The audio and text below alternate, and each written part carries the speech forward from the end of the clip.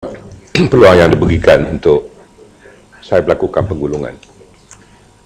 Saya mengucapkan berbanyak-banyak terima kasih kepada seramai 30 orang ahli-ahli yang berhormat yang telah mengambil bahagian dalam perbahasan Rang Undang-Undang Perbekalan 2016 di Dewan Yang Mulia ini dari 26 Oktober hingga 4 November yang lalu yang telah menyentuh berkenaan dengan KDN. Sebelum saya menjawab pertanyaan-pertanyaan yang telah dibangkitkan oleh ahli-ahli yang berhormat, izinkan saya terlebih dahulu memanjatkan penghargaan dan ucapan terima kasih kepada kerajaan khasnya Yang Amat Berhormat Perdana Menteri di atas keperhatian beliau melalui peruntukan sejumlah 13 bilion 92 juta 726,300 ringgit bagi peruntukan mengurus dan perbelanjaan pembangunan sepanjang tahun 2016. InsyaAllah KDN akan memanfaatkan sepenuhnya peruntukan yang disalurkan bagi memberi impak yang maksimum kepada usaha memelihara keamanan, keselamatan dan kesejahteraan rakyat serta negara yang menjadi terang utama kementerian ini. Saya cuba mengubah struktur penggulungan ini dengan tidak merujuk pada persoalan-persoalan yang dikemukakan berdasarkan pada ahli Dewan, tetapi saya segmentasikan kepada 10 perkara dan saya akan bangkitkan satu-satu 10 perkara itu dan rujuk pada apa yang dibangkitkan oleh ahli-ahli yang berhormat. Perkara pertama yang disentuh oleh ahli-ahli yang berhormat adalah mengenai hal ehwal keselamatan dan ketenteraman awam. Perkara ini dibangkitkan oleh Yang Berhormat Lembah Pantai yang bertanyakan mengapakah pihak kerajaan tidak memberi keutamaan dalam menangani isu radikalisasi yang semakin menjadi-jadi di Malaysia dengan penahanan 105 orang tahun ini yang terlibat dengan Islamic State. Untuk maklumat Dewan Yang Mulia ini, dakwaan yang berhormat yang berkenaan bahawa kerajaan tidak memberi keutamaan dalam menangani isu radikalisasi adalah tidak tepat. Sebaliknya, kerajaan memandang serius berhubung tindakan sebahagian rakyat Malaysia, sebilangan rakyat Malaysia yang melibatkan diri di dalam mana-mana kumpulan keganasan. Justru kerajaan melalui KDN dan PDRM sentiasa komited di dalam menjalankan tugas untuk memastikan negara bebas daripada ancaman-ancaman kumpulan-kumpulan keganasan termasuklah IS. Malah kerajaan juga telah mengambil langkah-langkah pencegahan bagi membendung kejadian keganasan daripada berlaku seperti mana yang berlaku di negara-negara jiran. Ini dapat dibuktikan dengan penahanan seramai 179 orang yang terlibat dengan elemen-elemen keganasan, termasuklah seramai 136 orang yang terlibat dalam elemen IS, di mana pihak PDRM sepanjang tahun 2013 hingga 2 November tahun ini telah mengambil tindakan melakukan penahanan pada jumlah pengarah yang telah saya sebutkan tadi. Pada waktu yang sama, Tan Sri Ketua mana-mana individu yang disyaki sebagai pengganas yang diperolehi hasil daripada perkongsian maklumat ini akan dipanjangkan pada Jabatan Imigresen Malaysia untuk disenarai hitamkan dan dimasukkan ke dalam senarai syak atau dengan izin suspect list bagi menyekat pergerakan mereka di semua pintu masuk atau keluar pemeriksaan imigresen di seluruh negara. Kerajaan juga sedang dalam proses untuk melaksanakan Advanced Passengers Screening System atau APSS yang merupakan saringan awal ke atas pelancong yang memasuki negara ini sebelum berlepas daripada negara asal mereka. Terkini, kerajaan secara aktif telah terlibat dengan pelbagai mesyuarat pelbagai hala atau multilateral bagi membincangkan isu-isu berkaitan keganasan di peringkat antarabangsa, termasuk menganjurkan Special ASEAN Ministerial Meeting on Rise of Radicalization and Violent Extremism dengan izin pada 2 Oktober yang lalu. Komitmen kerajaan untuk menangani isu radikalisasi telah dibuktikan dengan pembentangan kertas putih oleh Yang Amat Berhormat Perdana Menteri di Dewan Rakyat pada 26 November tahun lalu. Pembentangan tersebut adalah bagi menerangkan kepada rakyat tentang ancaman yang dibawa oleh kumpulan pengganas IS. Dengan pembentangan itu juga, kerajaan telah bersetuju dan meneruskan Akta Pencegahan Keganasan 2015 atau kita kenali sebagai Prevention of Terrorism Act atau POTA pada sesi Parlimen yang lalu. Untuk maklumat Dewan Yang Mulia ini, akta ini telah pun dikuatkuasakan mulai 1 September 2015 yang lalu. Jawab maklumat, Ketua Berdiri. Constraint penjelasan. Bolehkah Yang Berhormat terangkan berapa negara yang terlibat dengan Malaysia untuk menukar maklumat mengenai pengganas IS ni? Terdapat sekurang-kurangnya 7 negara yang terlibat dalam pertukaran maklumat bukan saja mengenai IS tetapi terlibat dalam pertukaran maklumat mengenai transnational crime.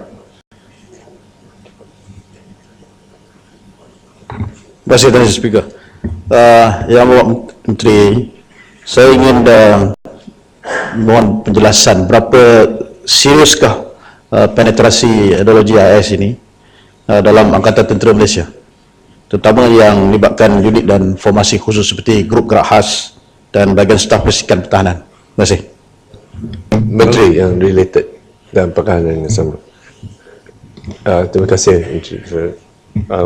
Saya ingin dapat penjelasan kerana terdapat beberapa kes yang telah didedah oleh Menteri atau pihak polis bahawa ada pegawai-pegawai keselamatan termasuk kaki tangan kerajaan awam yang disyaki terlibat dalam kes-kes terorisme ini. Adakah kementerian cari punca kenapa pejabat awam yang terlibat dalam perkara ini? Adakah ini kerana cara IS atau cara pemikiran ekstremis ini telah berjaya untuk penetrate dalam sistem institusi awam kita? Terima kasih. Terima kasih Yang Ketua. Soalan daripada Bukit Katil dan Batu ada kaitan. Saya ingin menyebutkan bahawa biarpun terdapat di kalangan anggota Angkatan Tentera dan pegawai awam yang terlibat, tetapi ianya merupakan kes terasing, dalam perkataan lain isolated case. Ya. Mereka sebenarnya terpengaruh dengan IS kerana 3 sebab. Pertama, disebabkan pengaruh peer group ataupun rakan-rakan yang bersama dengan mereka, sama ada rakan sepejabat ataupun rakan di luar yang berkongsi bukan soal ideologi tetapi berkongsi minat. Yang kedua adalah escapism, dengan izin, iaitu dengan ada permasalahan keluarga umpamanya yang lebih besar pengaruhnya berbanding dengan kepercayaan kepada keagamaan. Dan yang ketiga adalah masalah kewangan yang dihadapi oleh mereka. Daripada kajian yang kita lakukan, 87% penglibatan mereka di dalam IS ini adalah disebabkan oleh faktor-faktor yang telah saya sebutkan tadi. Cuma hanya kira-kira 13% saja dalam itu yang berminat atas faktor keagamaan. Ianya berlaku apabila di Syria terdapat pertelagahan antara penganut agama Islam yang yakin pada mazhab Syiah dan juga ahli sunnah wal jamaah. Itu permulaannya. Tetapi ianya kemudian telah menyebarluaskan perbezaan ini dan permasalahan yang timbul dan maklumat yang diberikan kebanyakannya melalui sosial media. Pengaruh sosial media ini yang telah banyak menyebarluaskan pengaruh orang-orang yang ditahan itu. Daripada kajian ini memperlihatkan bahawa terdapat pakar-pakar dalam sosial media ini yang telah melakukan penetrasi sebagaimana disebutkan oleh Bukit Katil tadi bagi mempengaruhi minda penganas itu. Silakan.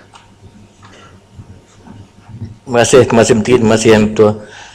Saya nak tanya apa ni Yang Berhormat Menteri, saya sangat setujulah bahawasanya IS ini merupakan satu bahaya yang kalau sekiranya ia merebak, it is almost dengan izin impossible to reverse. Jadi selain daripada langkah-langkah yang disebutkan oleh Menteri, apakah langkah-langkah lain yang benar-benar kita menyedarkan secara menyeluruh daripada masjid, surau hingga ke kampung-kampung punya maktab dan sebagainya di atas bahayanya AIS ni. Tuan Sri Speaker, boleh minta sedikit. Tuan Sri Speaker, terima kasih kepada Menteri. Saya menyedari kerajaan mempunyai pendirian tegas dalam mengenangi isu pengganas dan IS. Dan senjata utama kerajaan adalah Akta SOSMA. Untuk memastikan SOSMA pada tahun 2012, Akta ini menepati tujuannya apabila dia dikubah, saya nak tanya kepada Yang Berhormat Menteri. Semasa Yang Amat Berhormat Perdana Menteri membentangkan akta ini di Dewan Yang Mulia ini, Yang Amat Berhormat Perdana Menteri telah pun secara terang menjanjikan akan menubuhkan satu jawatan kuasa, a review committee yang terdiri daripada Suhakam, Majlis Peguam dan lain-lain untuk memastikan ada recommendation, ada review untuk memperbaiki akta ini. Dan salah satu tujuan utama adalah SOSMA tidak disalahgunakan kepada pihak yang tidak bersalah. Maka persoalan saya pagi ini kepada Yang Berhormat Menteri, bilakah kerajaan akan menubuhkan jawatan kuasa review ini untuk menepati janjinya kepada Dewan Yang Mulia ini?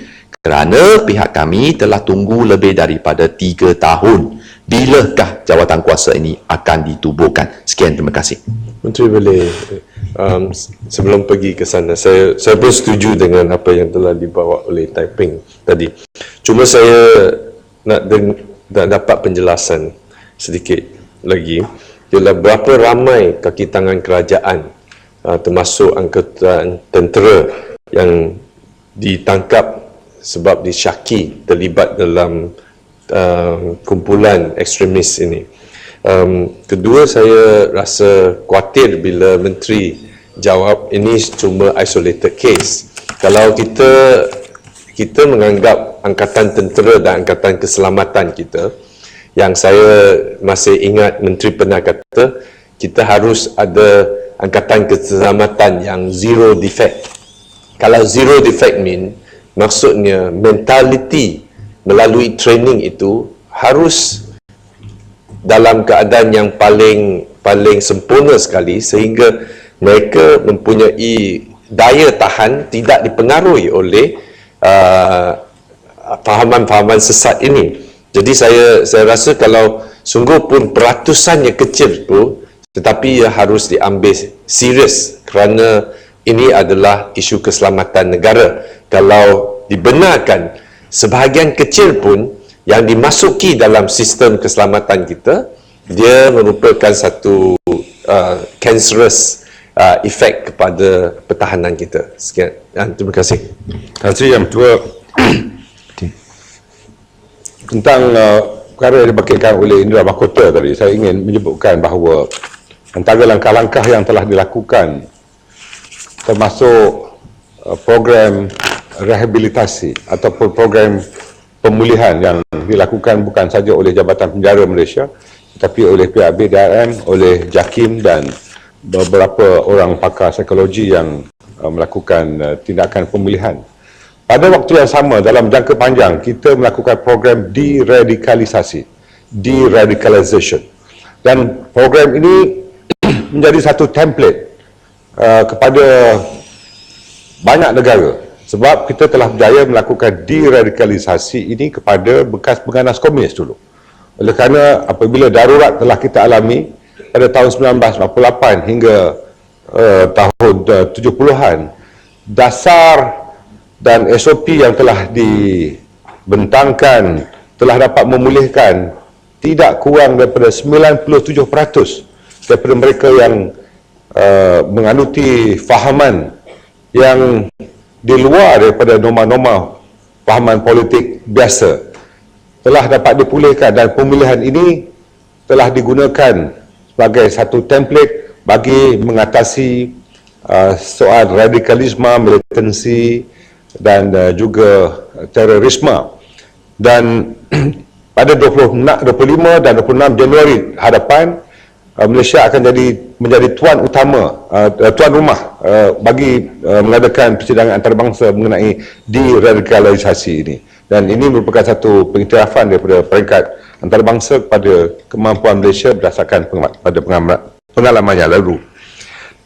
Khutbah, kempen-kempen kesedaran dilakukan, dan unit pencegahan dan kesedaran pencegahan jenayah ini telah berjalan begitu lama bersama-sama dengan NGO.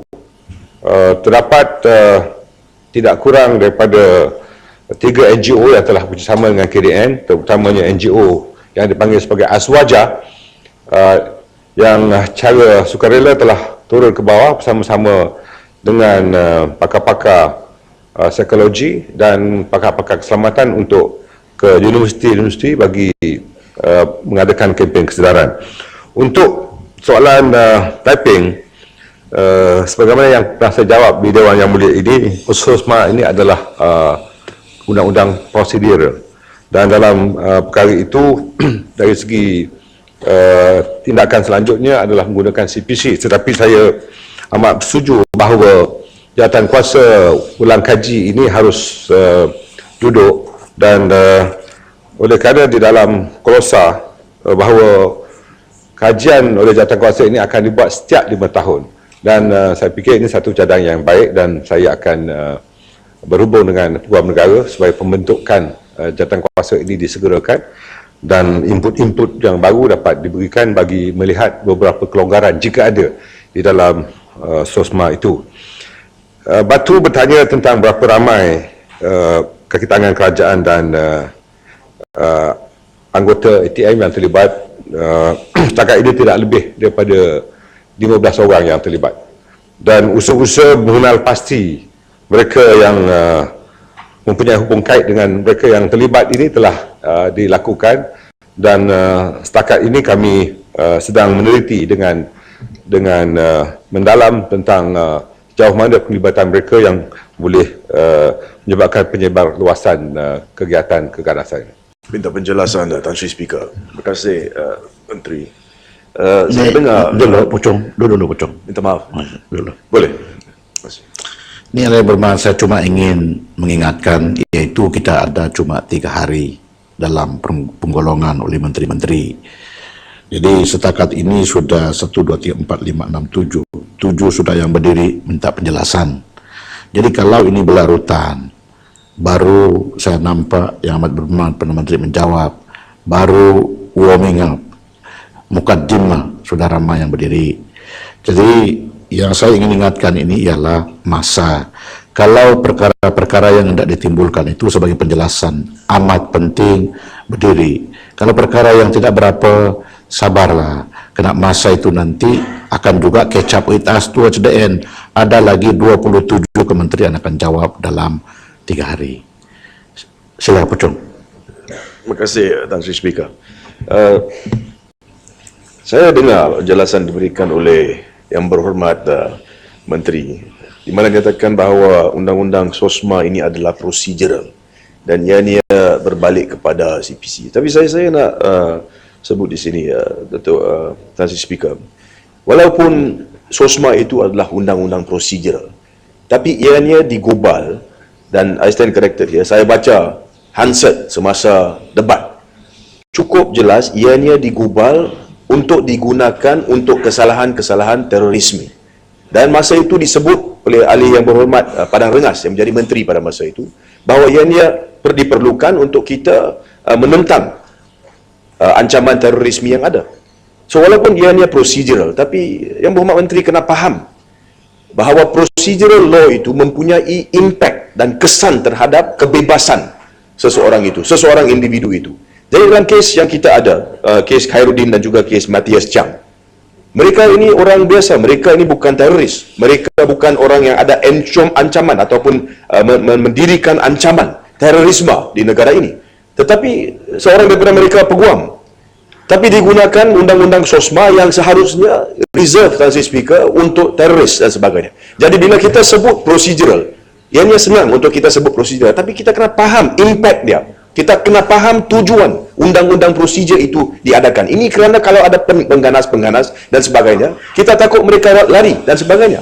Jadi justru itu, kita perlukan undang-undang ini supaya mereka itu dapat ditahan semasa perbicaraan, dan juga undang-undang untuk atau cara perbicaraan itu diubah sedikit kerana kedudukan mereka sebagai pengganas. Tetapi digunakan untuk rakyat biasa, ahli politik, peguam, di mana mereka sekarang oleh kerana digunakan undang-undang ini terpaksa merana dalam penjara semasa menunggu perbicaraan.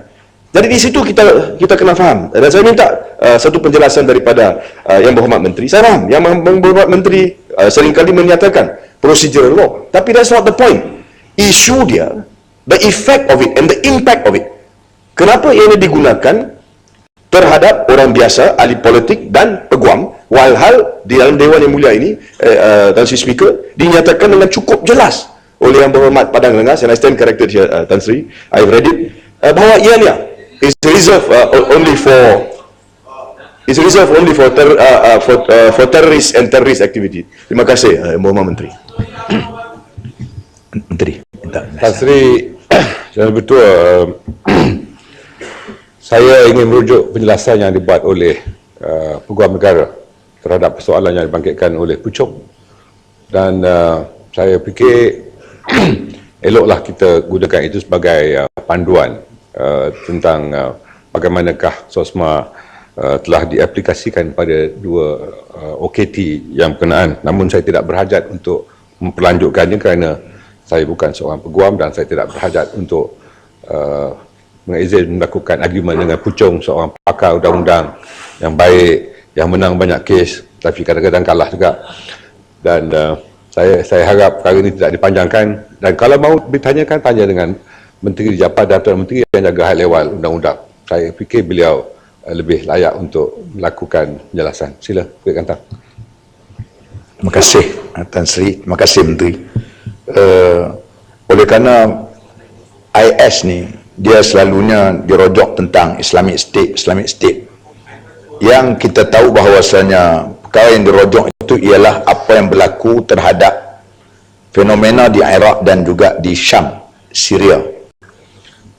Boleh tak atau tidak di Malaysia ni kalau kita tak naklah guna perkataan itu, kerana perkataan itu seolah-olah mencemarkan satu istilah yang baik, dan kerana apa yang dilakukan oleh IS di Iraq dan juga di Syam, Syria ni, kita anggap ini bukan merupakan satu daripada ajaran Islam, kerana ini merupakan tindakan tataruf yang melampau, sebagaimana Islam dia beritahu tentang Nabi SAW mengatakan iyyaka wal ghulu fa inna man halaka qablakum al ghulu fid din atau kama qala.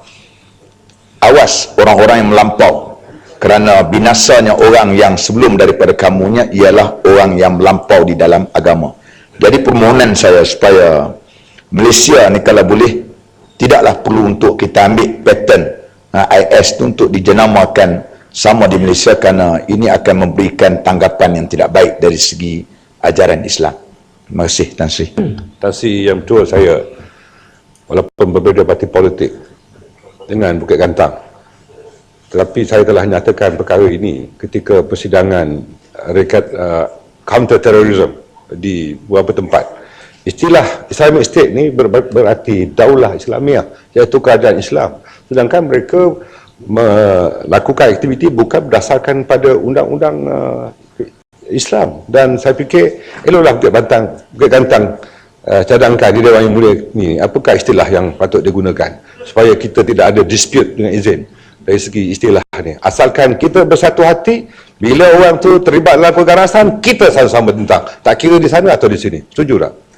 Saya fikir itulah. Nantilah kita bincang di kantin tentang cadangan. IS ini ada satu nama yang masyhur yang kita boleh gunakan, kita nak cadangkan nama itu, iaitu nama Daesh. Saya harap kita boleh gunakan lebih nama ini daripada guna nama IS. Terima kasih. Betul, yang itu pun saya setuju. Saya harap Bukit Kantang setuju dengan Yang Berhormat untuk menukarkan kepada Daesh. Tan Sri yang betul, saya ingin pergi ke perkara yang kedua, iaitu hal ehwal polis dan kawalan sepadan. Yang berhormat Pematang Pau, yang berhormat Ipoh Barat, yang berhormat Seputih, bertanyakan mengapakah pasukan penyelamat mengambil masa yang lama untuk memulakan operasi pencarian 7 orang kanak-kanak orang asli di Sekolah Kebangsaan Tohoi di Gua Musang yang hilang sejak 23 Ogos tahun ini. Selain daripada itu, ahli-ahli yang berhormat juga bertanyakan siapakah yang terlibat dalam usaha pencarian dan mengapakah pasukan penyelamat gagal mencari kanak-kanak ini sedangkan lokasi penemuan mereka adalah berdekatan dengan sekolah berkenaan. Tan Sri Yang Bertuah berhubung dengan dakwaan yang disiarkan dalam media sosial yang menyatakan bahawa usaha mencari dan menyelamat lewat dilaksanakan setelah 4 hari kejadian adalah maklumat yang tidak benar. PDRM telah melaksanakan usaha mencari pada hari yang sama laporan dibuat, iaitu pada 25 Ogos 2015 dan berterusan sehingga murid-murid itu dijumpai semula pada 7 Oktober 2015 sama ada yang telah meninggal dunia ataupun masih hidup. Secara keseluruhannya, sejumlah 402 orang anggota pasukan mencari dan menyelamat SAR telah dikerahkan yang terdiri daripada 103 pegawai dan anggota PDRM, 263 pegawai dan anggota Angkatan Tentera Malaysia, 15 pegawai dan anggota Jabatan Pertahanan Awam, 13 pegawai bomba, 5 pegawai Jabatan Pendidikan dan 3 pegawai daripada JAKWA ataupun Jabatan Kemajuan Orang Asli untuk mengesan dan menyelamat murid-murid yang telah hilang berkenaan. Tan Sri Bertuah Seputih juga mendakwa bahawa PDRM mengamalkan double standard apabila membenarkan perhimpunan baju merah diadakan tetapi tidak membenarkan perhimpunan bersih 4 diadakan. Menteri? Penjelasan. Tan Sri. Tan Sri, dengan kebenaran. Tan Sri, bila saya bangkitkan hal mengenai orang asli di Gua Musang di sana, walaupun satu kerajaan telah mengatakan bahawa immediate action telah diambil, tapi nampaknya di on the ground bukan sedemikian. Sebab dia bila menteri memberi jawapan, nampaknya quantity, the number of people involved memberi satu emphasis. It's not the quantity, it's the quality. Dalam penyiasatan ini nampaknya ada beberapa kekurangan. Satu di antaranya adalah di mana sehingga hari ini, kalau sebetul-betul dia kerajaan menyiasat dengan sedalam-dalamnya perkara itu, semestinya kalau 2 orang yang telah diselamatkan hanya lebih kurang dari 1 kilometer dari sekolah tersebut, menunjukkan bahawa ada sesuatu kekurangan dalam penyiasatan tersebut. Nombor kedua, pagar-pagar itu di mana lubang-lubang, di mana anak-anak sekolah itu selalu keluar, bukan cerita yang baru, dah lama saya fahamkan lebih dari 1 tahun. Jadi apakah tindakan yang diambil terhadap pihak-pihak yang cuai dalam perkara ini, atau kita akan seperti biasa cover up dalam perkara ini? Dan adakah yang berhormat setuju bahawa kita perlu mengadakan satu penyiasatan diraja? Kerana ini satu perkara yang sangat mustahak, di mana ramai di antara anak-anak orang asli enggan mengantar anak-anak mereka ke sekolah sekarang at this material time juga. Yang Berhormat, saya sendiri turun. Tuan Speaker? Saya sendiri turun. Of course, after the event, dengan izin. How can I go down before the event? How do I know? As a minister, itu satu di antara perkara. Saya cakap lubang-lubang di sana. No. Please sit down. Let me explain first, because I'm arguing here dengan izin, ya, bahawa saya sendiri turun dengan Menteri Pendidikan, dengan beberapa orang menteri, termasuk Menteri Bencana, Menteri Bencana Negara. Saya tarik balik. Itulah bencana. Menteri yang menjaga bencana. Tan Sri Yang Bertuah, laporan dibuat 3 hari selepas kehilangan. Saya ingin beritahu, ya, apabila mobilisasi dilakukan, Tan Sri Yang Bertuah, ya, artinya jangan merendah-rendahkan komitmen pegawai-pegawai keselamatan untuk membantu. Dan yang ketiga, apabila saya turun dan saya memberikan bantuan peribadi kepada keluarga mereka, saya dapati bahawa mereka juga yang biasa dengan izin, the whole terrain of the whole area, ya, Mereka biasa pun mereka tak jumpa, ibu bapa pun tak jumpa. Apa yang telah saya lakukan, minta maaf dengan izin, I did my abrupt decision dengan memanggil pasukan Senoi Perak, PGA yang dianggotai oleh orang asli Senoi Perak untuk turun. Oleh kerana Senoi Perak ni biasa di dalam terrain hutan dan sebahagian daripada mereka datang daripada kawasan Gua Musang. Sebab itulah ianya telah dapat membantu anak-anak itu diperolehi. Apa yang dilakukan tentang pagar yang diguting dan sebagainya, saya telah meminta Menteri Pendidikan supaya memindahkan asrama yang di seberang jalan itu, ya, dijadikan sebagai teachers quarters. Sebaliknya asrama itu diletakkan bersama-sama dengan bangunan sekolah. Artinya ini satu langkah proaktif yang harus dilihat bahawa keselamatan anak-anak itu dijaga dengan baik, dan jangan menyebutkan tentang sesuatu itu kerajaan tidak serius. Yang penting ada Suruhanjaya siasatan dan sebagainya. Ya, saya dapat komitmen daripada ibu bapa sendiri. Yang hormat, saya juga ada anak dan saya ada cucu. Keperhatian saya kepada anak-anak ini seperti anak dan cucu saya. Jangan ketepikan kesungguhan kita. Sila balik. Penyiasatan Raja. Terima kasih Yang Berhormat. Penyiasatan Raja. Terima kasih. Setuju. Pak Menteri. Setuju atau tidak Yang Berhormat Menteri, dalam konteks kampung Tohol di Gua Musang ni, khususnya anak orang asli ni, banyak dah kedengaran daripada pihak pembangkang. Setuju atau tidak bahawa bila mana perkara tersebut berlaku, yang bercakap hari ini dalam Dewan Yang Mulia ni semua tak nampak batang hidung. Yang pergi di antaranya macam Yang Berhormat sendiri sebut, Yang Berhormat sendiri, Yang Berhormat Menteri Pendidikan, Yang Berhormat Menteri yang menjaga bencana, Biro Kebajikan UMNO Malaysia, yang pergi ke sana, pergi berjumpa dengan 453 keluarga, bagi bantuan makanan rumah ke rumah. Yang Berhormat Baling, saya kena betulkan kenyataan Yang Berhormat Baling. 7,000, saya tengah menteri. Saya juga pergi ke Pos Tohol. YB tahu tak undang-undang dalam Dewan? Saya juga pergi ke Pos Tohol, bukan sahaja anda. Saya bukan menteri. YB duduk. YB ni kata pandai. Jangan, semalam saya dah bagi tahu. Yang Berhormat Baling dengar ucapan saya semalam. Memang saya pergi ke Pos Tohol. Saya pun berjumpa dengan ibu bapa di sana. Come on lah, kita tahu lah undang-undang sikit. YB takkan tak pandai-pandai. Saya cakap dengan menteri. YB cakap dengan menteri lah. I'm not the minister. Apek, you diam lah Apek, duduk lalu. Saya dah bagi tahu Yang Berhormat. Baling, when are you going to learn to be respectful to members of parliament here? Bila saya bagi tahu, setuju atau tidak. I'm talking about When this. will you learn to be respectful to members of parliament? Yesterday you used the word panda. Today you call Yang Berhormat to the Kota Kinabalu. What language is this? Who are you to protect Kota I'm a Kinabalu? member of parliament here. Baling, satu kawan. Respect yourself and please respect this dewan. Stop using words You like that. Who are you to speak like this? Apek balik Tongsan lalu. So, I nak bagi tahu YB. Feminist. Yang Berhormat Menteri. No, because Yang Berhormat. Tan Sri. Semalam gunakan perkataan tolak Tan Sri. Tak boleh. Hari ini gunakan perkataan respect. Berapa lama Duduk. Bagi chance sama orang macam ni. Tongsan. What kind of language is this, Tan Sri? Berdiri, tolong What kind of duduk. decorum? Behave. Please. No, I will explain. Ahli-ahli Yang Berhormat, yang berdiri tolong duduk. We never change.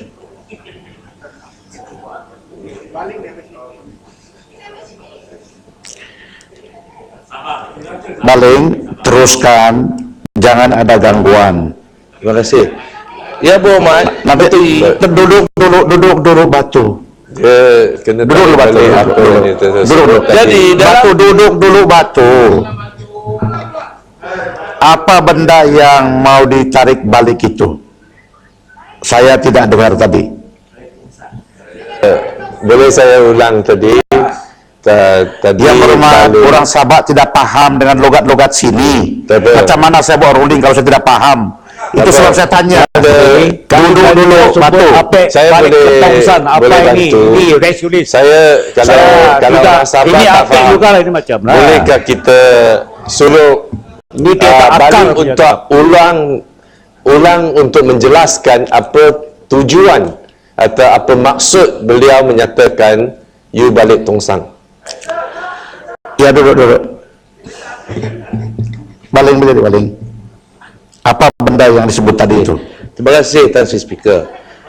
Biar saya balik belakang, batu tak nampak di belakang. Apa yang berlaku di belakang, batu tak nampak. Bila saya tengah minta bagi pandangan maklum kepada Menteri, batu kawan bangun.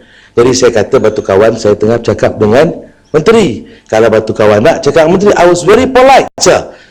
Yang Kota Kinabalu masuk tak sewenang-wenang. Duduklah, duduk. Asking me to sit down as if I'm bukan ahli parlimen, it's not parliamentary. Cara dia datang, itu sebab saya respon. Saya bukan kacau, sengaja panggil dia. Apek ni kalau pergi pasar, panggil orang apek tak salah. Mana ada salah kalau pergi panggil apek. Jadi cara dia Cuma datang, satu ayat yang diperlukan cara dia datang tu macam apek dekat pasar. Sebab itulah saya kata apek, sebab dia suruh, duduklah. Tak ada kena-mengena. I was talking, saya sedang bercakap dengan Yang Berhormat Menteri. Kenapa Yang Berhormat Menteri mencabar Yang Berhormat soalan.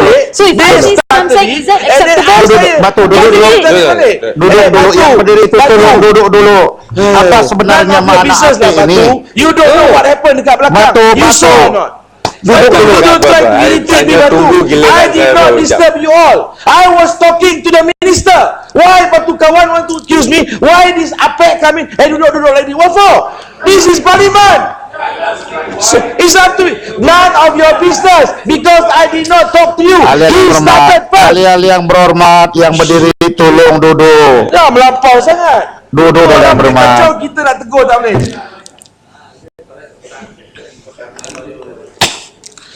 Untuk saya buat ruling kepada sesuatu perkara yang diuja sama ada unparliamentary atau tidak, saya perlu pahami apa maksud perkataan itu.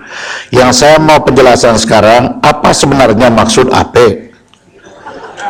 Apek itu kalau dekat pasar, seorang tua.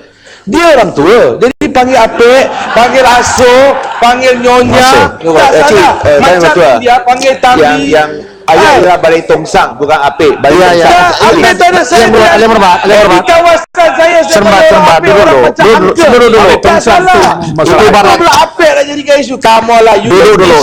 hello, you don't teach people lah. You lagi besar punya lah. You ketua menteri, you hebat lah. You lagi besar punya orang. You know what is all about. Dulu, Baling. Don't nak mislead. Dulu, Baling. Order. Duduk dulu. Bagas dah. Okey. Yang satu lagi perkataan itu apa? Tongsang. Jangan dulu biar apa? Tongsang. Apa arti? Tongsang tu dia ada percakapan main-main. You balik Tongsang lah, you balik India lah. Melawak-melawak. It's a joke, nothing. There's no serious. Mana ada orang cakap saya. Pokok senang saya cakap. Ni balik India lah. Tak salah. Ini je balik kampung je. Balik kampung apa salah? Asal usul. So apa masalah? Okey, Dia tidak ada niat. Tapi Tan Sri Speaker, yang mula siapa? You must understand the gist of it. Siapa yang mula? Duduk Baling. Okey, yang hal yang berhormat mau saya untuk buat ruling perkataan-perkataan yang sebenarnya saya tidak faham apa maksud dia, dan perkataan-perkataan yang dihujah pula itu mempunyai banyak interpretasi daripada yang berhormat sendiri. Ada yang memikirkan dia serius, ada yang memikirkan tidak serius.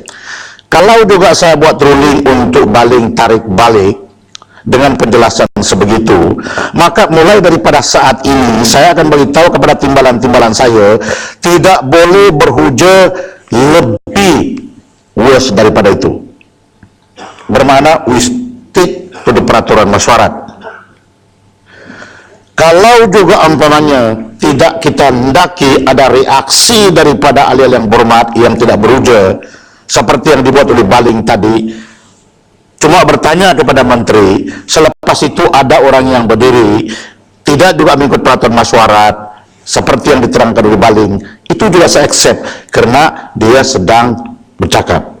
Jadi dalam hal ini saya tidak perlulah untuk minta Baling tarik balik karena perkataan itu dalam pikiran saya, kalau itu niat dia, kalau itu kita masukkan sebagai unparliamentary words di parlimen ini, bermakna banyak lagi perkataan yang telah dikeluarkan di sini yang unparliamentary, saya tidak ambil tindakan. Batu, tolong dulu batu. Bolehkah batu duduk? Bolehkah batu duduk? Yang Kota Kinabalu sedang berdiri itu juga. Kena yang berhormat, mau saya buat ruling, bolehkah Kota Kinabalu duduk?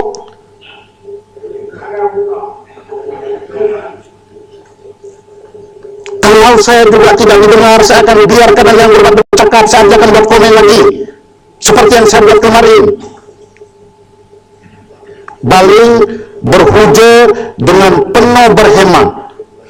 Selepas saya jemput Baling untuk berhuja, selepas itu ahli yang berhormat berhuja dengan penuh hema. Kalau tidak, saya tidak akan buat ruling.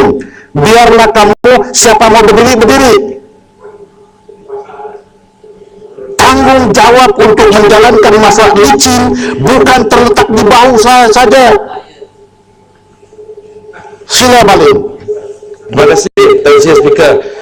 Minta maaf yang berhormat Menteri, sebenarnya niat saya cuma nak tanya, adakah yang berhormat Menteri setuju apakah yang kita lakukan, usaha-usaha kita melakukan untuk membantu khususnya masyarakat orang asli yang hari itu ada masalah besar di Gua Musang, dan pelbagai pihak daripada kerajaan, agensi kerajaan dan juga UMNO itu sendiri datang berkampung bantu sehingga selesai masalah tersebut. Jadi itulah yang saya nak tanya dengan Yang Berhormat Menteri, Menteri setuju atau tidak, yang kita lah duduk di barisan hadapan dalam semua usaha, bukan setakat waktu orang asli hilang di Gua Musang banjir tahun yang lalu, semua masyarakat orang asli di situ dibela oleh Biro Kebajikan UMNO itu sendiri. Terima kasih.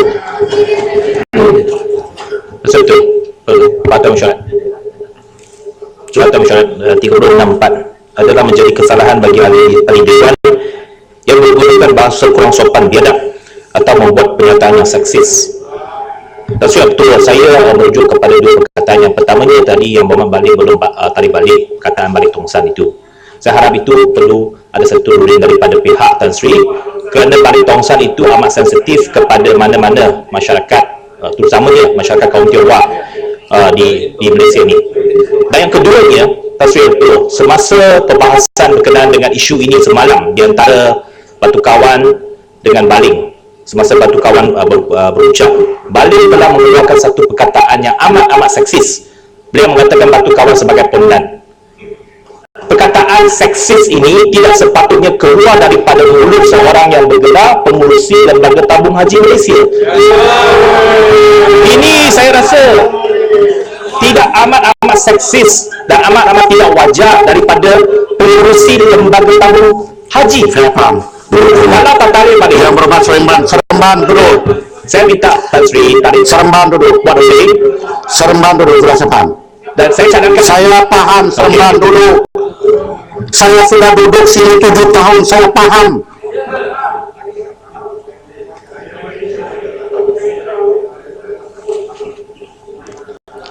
Saya tadi buat ruling, saya kata interpretasi itu berbeda.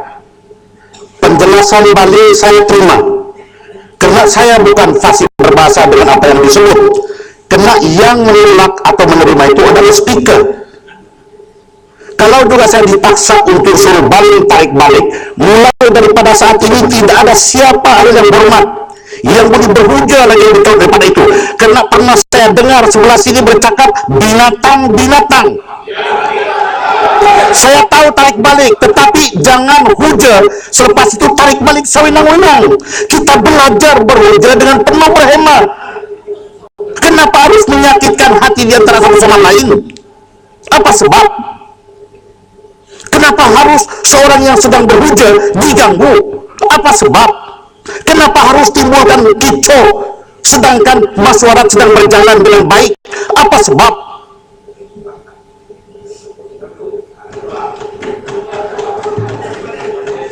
Baling, begini Baling. Yang tadi balik konsen itu saya mau Baling tarik balik unconditional. Jangan tepuk. Jangan tepuk. Karena mulai daripada saat ini tidak ada siapa lagi yang boleh mengeluarkan hujah dalam interpretasi parlementer. Sudah tarik balik. Yang boleh perintah, saya tarik balik Tan Sri. Seremban, ingat, karena Seremban adalah whip.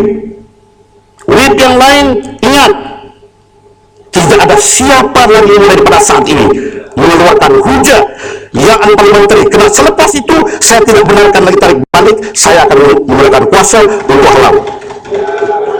Paham? Paham? Coba teruskan balik.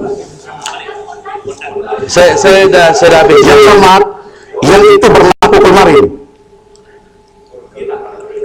Itu berlaku kemarin, bukan saya yang cek. Tetapi kalau siapa yang gunakan selepas ini, akan saya suruh tarik balik. Tan Sri Speaker, Tan Sri Speaker, di sini batu kawan Tan Sri Speaker. Semalam saya mohon untuk Speaker menyuruh yang berhormat Sila duduk, sila duduk, batu kawan duduk. Balik, kalau itu ada di hujah kemarin pondang, sila tarik balik. Okey, Tan Sri, yang itu saya perlu sebab tak ada semalam lain. Follow, saya kena maklum pada Tan Sri apa yang berlaku. Tan Sri pun tidak ada. Apa yang dikatakan oleh Seremban dari sebelah-sebelah. Tan Sri begini, kami apa yang bermakna sebab dia sebut pengurusi tabung haji. Saya kena defend my case. Saya akan tarik tapi saya kena sebut. Why? Tan Sri kena bagi saya peluang. It's not fair kalau Tan Sri bagi dia orang peluang. What happened? Batu kawan berhujah semalam. Tak ada siapa kacau. Bila cerita pasal gua kosong, batu kawan boleh cek handset, dia cabar. Bangunlah. Siapa di sana? Bangun. Suruh bangun. Jadi dia mencabar kami. Bila mencabar, saya bangun. Saya kata batu kawan, bagi saya izinkan saya. Dia tengok muka saya, balik. No, I'm not giving it to you. Saya nak cakap berkaitan yang berlaku. Jadi saya kata, kenapa you are worse than a pondam takut? Yes, saya sebut. Saya kata, you are worse than pondam takut. Maksud saya takut. Kenapa nak takut? Sebab saya nak mencela. Dia yang cabar. YB batu kawan cabar. Anybody? Bangun, bangun. Macam Samsing kampung dusun dengan izin. Jadi bila saya nak biar seorang perempuan mencabar kami. Kami bukan dayus atau bacul. Saya bangun. Bila saya bangun, kalau dia dah cabar, bagilah saya peluang. Saya akan berhujah dengan baik. Tetapi bila saya bangun, dia tengok muka saya, balik. No, I'm not giving it to you. Jadi saya kata kepada beliau, kenapa you tak nak bagi saya? No, I don't want. Saya kata kamu lebih takut daripada saya. Tak kata dia bondan. Lebih takut daripada bondan. I did not say YB pekan kamu bondan. No, I did not say. Boleh cek. Saya kata YB pekan, YB batu kawan. Saya setuju. YB batu kawan, kamu penakut. Lebih teruk. Pekan. Saya kata YB, minta maaf tersilap. Janganlah. Itu jangan. Batu kawan, saya tak sebut batu kawan. No, I did not mention it to her. Jadi saya nak masuk dalam handset ni, Seremban tadi jangan babitkan tabung haji dan sebagainya. We did. Di dalam Dewan Yang Mulia saya berbahas sebagai ahli parlimen. It's not fair. Tadi pun yang berhormat Tan Sri Speaker, saya bercakap berhujah dengan yang berhormat menteri. Why are they disturbing me? That is unparliamentary. So macam mana saya je sebelah je, bukan parliamentary, saya sebelah je salah. Mereka pun salah, mereka mengganggu. Bagi kalau mereka takut, setiap kali belah sini kena minta maaf, tarik. Hari tu panggil binatang lepas setengah jam baru itu pun berdoa tak betul. Dia minta maaf, tak minta maaf, dia tarik balik. Tak minta binatang duduk panggil seorang menteri sebagai binatang. Ya, Tan Sri Speaker, saya minta segambut. Saya minta segambut, duduk segambut.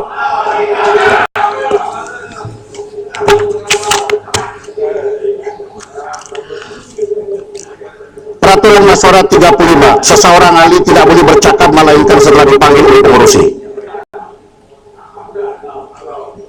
Oleh karena semua pun citing peraturan masyarakat, siapa yang sengaja melanggar ini, saya akan arah untuk keluar. Keputusan saya ialah oleh kerana perkara itu berlaku kemarin, yaitu pondan, dan saya dengar juga penjelasan Baling, maka tidak payah tarik yang pondan, tetapi pondan adalah unparliamentary, jangan lagi gunakan. Jadi teruskanlah perbahasan. Sila yang amat berhormat. Itu I'm listening while I'm here. Terima kasih betul. Itu sebabnya lain kali Gosa di sini kena hormat Gosa lah. Ketua ada di sini. Yang boleh. Sekarang tak ada yang suruh duduk dulu. Biar saya jelaskan dulu. As-sabrul jamil. Kesabaran itu satu keindahan. Sabar sikit. Kan saya betul tadi Barat mencadangkan supaya sebuah Suruhanjaya siasatan diraja dilakukan. Saya fikir kita berikan keyakinan pada pihak PDRM. Siasatan sedang dilakukan oleh mereka. Tidak perlu ada Suruhanjaya siasatan diraja untuk menyelesaikan masalah ini. Kerana dari segi pentadbiran kita telah banyak menyelesaikan permasalahan ini. Seperti ada apa-apa. Terima kasih Menteri. Terima kasih Muhammad Menteri. Sebenarnya dalam ucapan saya tanya bilakah polis ataupun pasukan penyelamatan mula menjalankan usaha mencari mereka. Kerana yang ibu bapa orang asli tersebut mereka mengadu kepada Suhakam bahawa usaha cari 7 orang budak yang hilang ini hanya bermula 5 hari selepas mereka dilaporkan hilang. Tapi saya tak dengar jawapan ni daripada yang Muhammad Menteri, boleh tolong terangkan. Yang sebenarnya yang Batu Kawan pernah pergi melawat tempat itu dan juga melawat ibu bapa keluarga mereka. Tuan Speaker minta penjelasan Menteri sedikit berhubungan dengan isu ini juga. Biar saya jelaskan dulu, nanti takut seperti kata saya online pula. Saya kena jawab ni. Saya sebutkan, dan saya betul bahawa laporan telah dibuat pada 25 Ogos. Ya. 25 Ogos dan usaha pencarian telah dimulakan pada 26 Ogos. Itu sebab saya beritahu tadi 26 Ogos. Artinya sebelum itu laporan tidak dibuat. Ibu bapa dan pihak guru mencari sendiri. Bila tidak dapat cari, baru laporan dibuat kepada polis.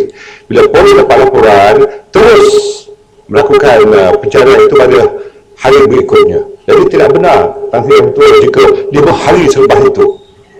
Tidak betul. Tidak betul. Ini laporan. Ini laporan daripada pihak PDRM. Ya, Pak Menteri. Jangan dengar sangat. Ya, ini selalu seperti ini dikhawatiri memusnahkan fakta untuk menarik simpati.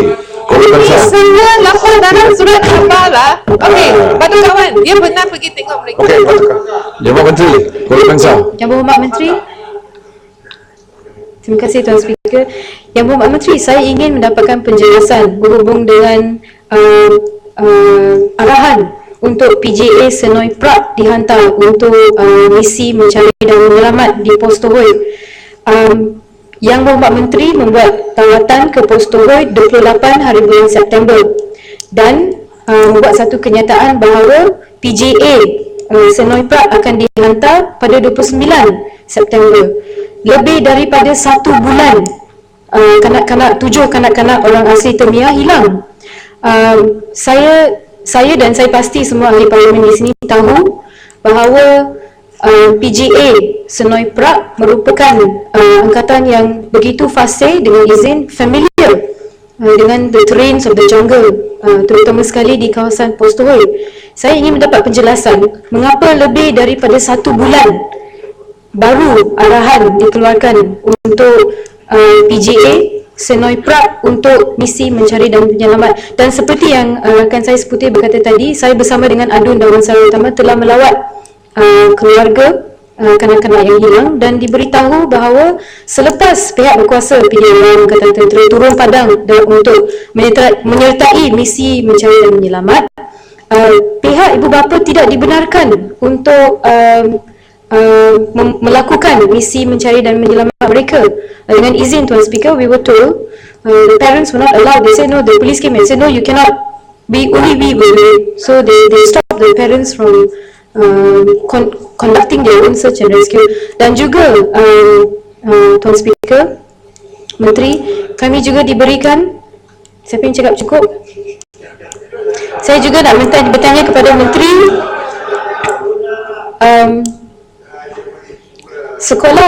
takkan sekolah tak tahu bahawa kanak-kanak itu hilang, memandangkan mereka yang takkan asrama SK Pos Tohoi tak tahu kanak-kanak itu hilang, memandangkan mereka menghidangkan makanan setiap hari untuk kanak-kanak tersebut. Jadi saya tak faham bagaimana pihak PDRM polis, angkatan tentera tidak tahu maupun jakwa yang menjadi link dengan izin dari orang asal, orang asli di pos Tohoi dengan kerajaan. Macam mana maklumat ini tidak disampaikan secepat mungkin? Saya ingin penjelasan dari Menteri. Terima kasih. Yang Hormat Menteri, terima kasih. Menteri, saya mohon sedikit penjelasan tentang elemen-elemen misteri dan juga mistik yang menjejaskan operasi ini. Kerana saya dapat maklumat daripada Tok Martin daripada kampung asli di kawasan saya yang ada kaitan dengan orang asli di sana. Terima kasih. Terima kasih, Ketua.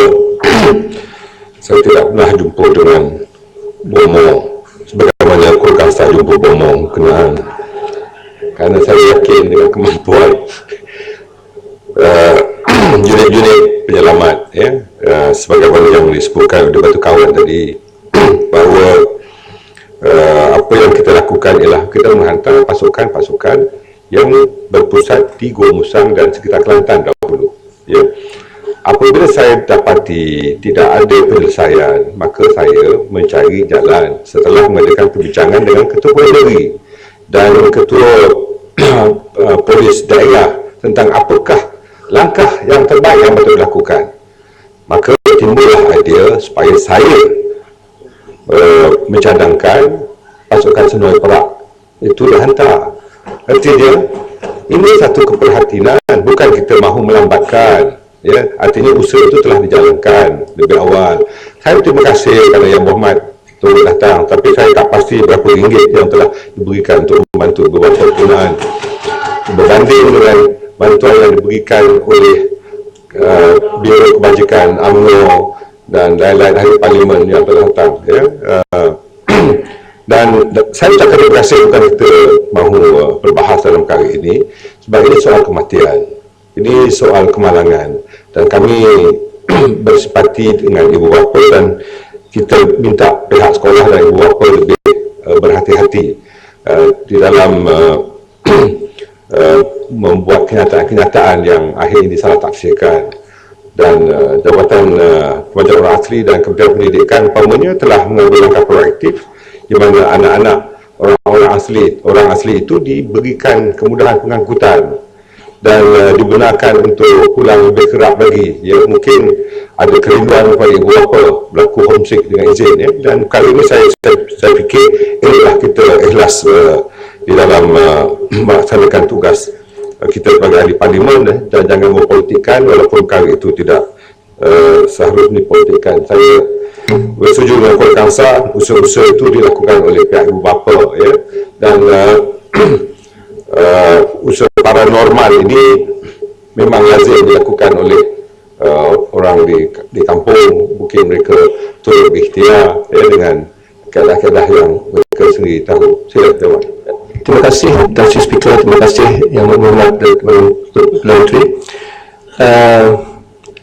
Kita lihat daripada episod ini, kehilangan kanak-kanak kecil di dalam hutan yang sebenarnya tidak sepatutnya dalam begitu masa begitu lama untuk mencari mereka. Bila kita samakan juga dengan apa yang berlaku pada MH370, masih mencari tetapi memang tak akan berjumpa dah tu, tak tahulah jumpa di mana atau tak berjumpa langsung. Tapi alhamdulillah di kanak-kanak ini kita menjumpainya. Diberitahu juga bahawa di sana unsur-unsur orang Bunian, ini orang Kelantan dia sedang, dan dulu zaman dahulu biasa terlihat bahawa ramai orang yang hilang dekat rumah saja tetapi tidak siapa dapat melihat mereka, dan tidak dan mereka tidak dapat bersuara untuk memanggil orang lain untuk menyelamatkan mereka. Dikatakan ada makhluk yang lain itu. Ini sesuatu yang dipercayai oleh orang kampung, dan tetapi kita diberitahukan juga bahawa oleh Majlis Agama bahawa jangan kita percaya kepada perkara ini. Jadi dengan keupayaan kita yang ada ini, kalaulah begitu lama kita bermasa untuk mencari kanak-kanak ini, sedangkan mereka dijumpai dalam lingkungan yang dekat saja, kita terpaksa mempersoalkan keupayaan polis kita atau rescue team kita. Adakah mereka yang begitu cekap? Adakah mereka memiliki anjing-anjing yang boleh mengesan kanak-kanak ini dengan lebih baik? Adakah kita tidak menggunakan juga biarlah, tak apalah, gunakan juga acara-acara mistik, tutup bulu atau bom-bom atau ustaz-ustaz yang boleh mendapatkan bantuan dari alam yang lain untuk membantu kita. Jadi adakah semua unsur-unsur ini bertanya kepada Menteri, adakah semua unsur-unsur ini dilakukan? Terima kasih. Tan Sri yang tua lain kali kalau berlaku kehilangan pakar utama yang kami rujuk adalah ahli Parlimen Eksekutif supaya beliau dapat membantu kita. Yang betul saya ingin membacakan hasil daripada interrogations pihak polis ya, ini ada kaitan dengan apa yang disebut oleh Yang Berhormat Presiden. Kerana dari terbual murid yang masih hidup, mereka nyatakan mereka telah bersembunyi di bawah akar pokok besar dan hanya keluar untuk mencari makan dan minum dan tidak bergerak ke mana-mana dan menunggu di situ untuk diselamatkan. Pihak mencari dan menyelamat tidak menemui sebarang kesan di kawasan berkenaan dan mencari bahawa mereka telah bergerak jauh ke dalam hutan dan oleh demikian usaha mencari diperluaskan dalam kawasan tersebut. Saya fikir ada kebenaran itu. Itu sebab saya kata, Yang Berhormat, silalah beri khidmat yang terbaik. Terutama jika ada ahli-ahli parlimen yang hilang, yang tidak datang selalu ke Dewan Yang Mulia ini.